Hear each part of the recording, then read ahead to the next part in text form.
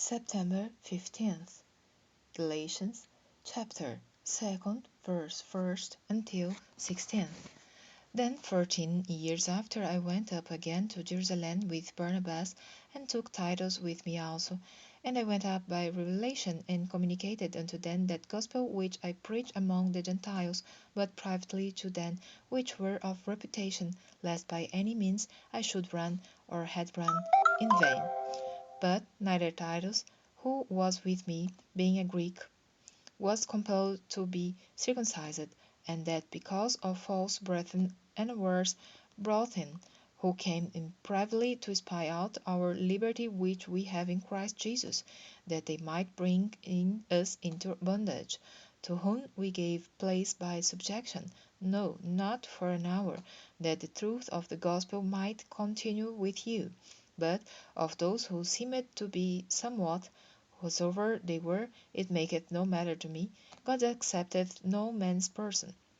For they who seemed to be somewhat in conference added nothing to me, but contraried when they saw that the gospel of the uncircumcision was committed unto me, as the gospel of the circumcision was unto Peter. For he that brought effectually in Peter to the apostleship of the circumcision, the same was mighty in me toward the Gentiles. And when James, Cephas, and John, who seemed to be pillars, perceived the grace that was given unto me, they gave to me and Barnabas the right hands of fellowship, that we should go unto the heathen, and they unto the circumcision. Only they would that we should remember the poor, the same which I also was forward to do.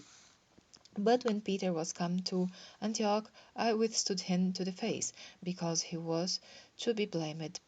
For before that certain came from James, he did eat with the Gentiles, but when they were come, he withdrew and separated himself, fearing them which were of the circumcision.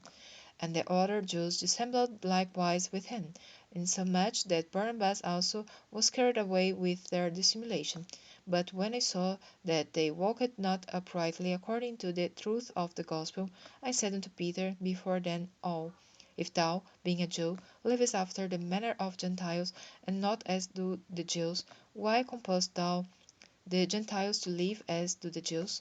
We who are Jews by nature, and not sinners of the Gentiles, knowing that a man is not justified by the works of the law, but by the faith of Jesus Christ, even we have believed in Jesus Christ, that we might be justified by the faith of Christ, and not by the works of the law. For by the works of the law shall no flesh be justified.